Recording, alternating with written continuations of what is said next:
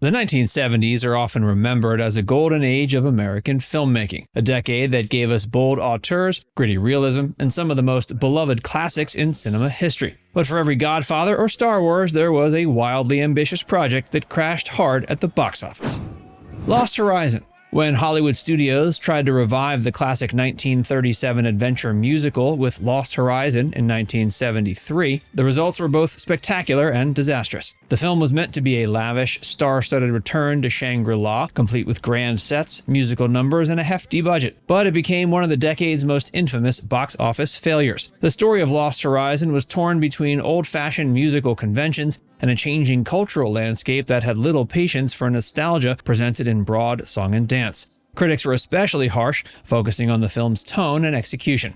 One of the most celebrated voices of the era didn't pull punches when describing its central utopian vision. Quote, "A middle-class geriatric utopia, you can live indefinitely, lounging and puttering about for hundreds of years. There's probably no way to rethink this material without throwing it all away." That sentiment from the New Yorker's Pauline Kael encapsulated the disconnect between the filmmaker's intentions and what audiences were willing to buy. Sorcerer. William Friedkin's Sorcerer is another case study in how external forces can doom even the most ambitious films. Released in 1977, this intense thriller about four men transporting dangerous explosives through inhospitable terrain had all the components of a gripping adventure, but its timing could not have been worse. Opening just a month after Star Wars left Sorcerer overshadowed by a cultural tsunami of sci-fi spectacle. Commercially, the film was a disaster. It grossed just a fraction of what it needed to recoup its investment, leaving studio executives bewildered about why Friedkin's bleak existential take on survival couldn't connect with ticket buyers. Even critics and industry commentators pointed to multiple factors, from confusing marketing to misaligned expectations around its title and genre. Heaven's Gate.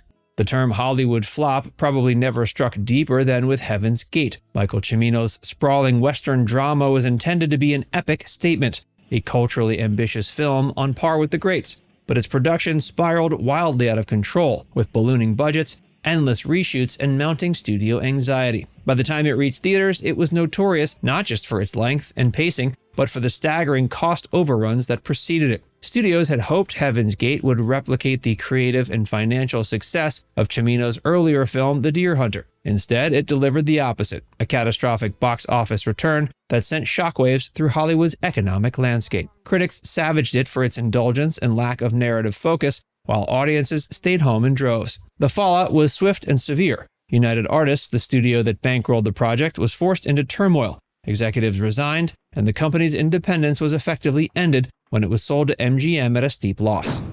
A Bridge Too Far. Richard Attenborough's A Bridge Too Far arrived with all the hallmarks of a major prestige production. Adapted from Cornelius Ryan's best-selling book about Operation Market Garden during World War II, the film boasted an extraordinary ensemble cast that included Sean Connery, Robert Redford, Gene Hackman, and Laurence Olivier. It was designed as a sweeping historical epic, serious, expansive, and respectful of real events. But its sheer scale worked against it. With a long runtime and a dense narrative that followed multiple military fronts, the film demanded patience and historical interest from audiences that were increasingly drawn to faster-paced escapist entertainment. While it performed modestly overseas, its domestic box office fell far short of expectations, especially given its enormous production costs. Critics admired the ambition, but often found the film emotionally distant, noting that its scope left little room for individual characters to resonate. The Swarm. By the late 70s, disaster films were everywhere, and audiences had begun to tire of the formula. The Swarm, directed by Irwin Allen, often called the master of the genre, was meant to reinvigorate interest with a new, terrifying threat, killer bees.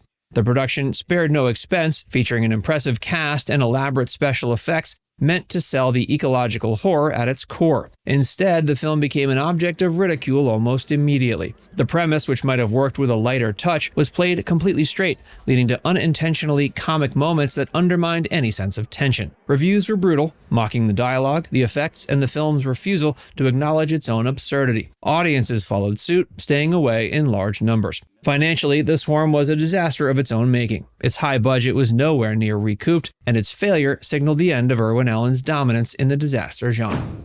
Meteor.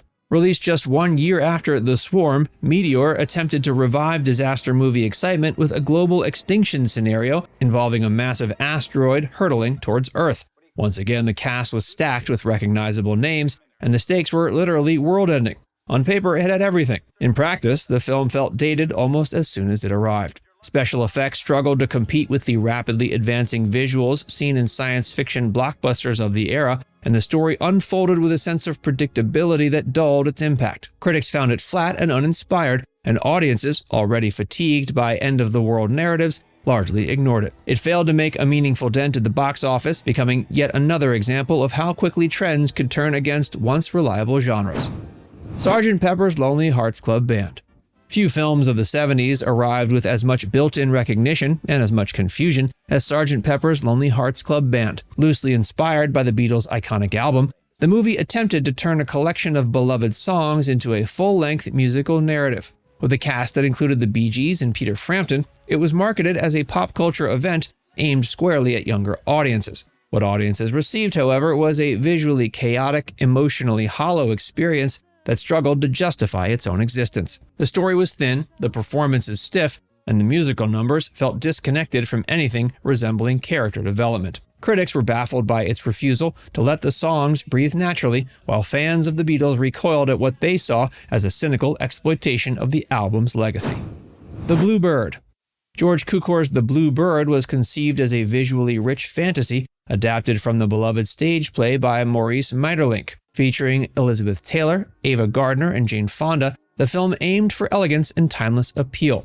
Its international production and dreamlike aesthetic suggested a prestige project designed to charm both critics and families. Instead, it felt oddly detached from contemporary audiences. The film's deliberate pacing and theatrical tone clashed with the more dynamic storytelling styles that dominated mid-70s cinema. While undeniably beautiful in places, The Blue Bird came across as distant and overly formal, failing to spark emotional engagement.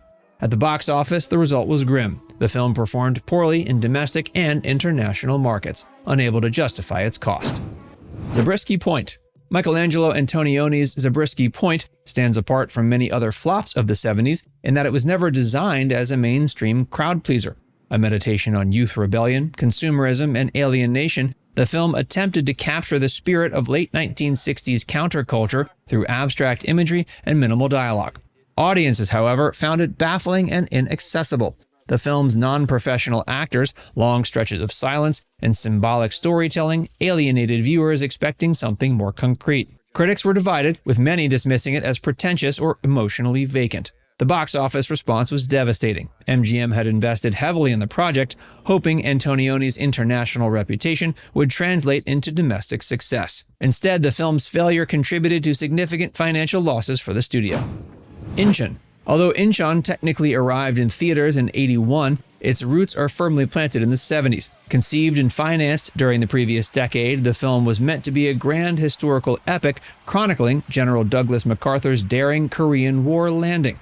Instead, it became one of the most infamous financial failures associated with the era's excesses. Enormous sums of money were poured into elaborate battle scenes, international locations, and a cast led by Laurence Olivier in a widely criticized performance. The financial damage was staggering. The film earned only a tiny fraction of its reported budget, and its backers suffered massive losses. Now it's time to hear from you. Which one of these movies do you think was the most fascinating or misunderstood? Let us know in the comments section below.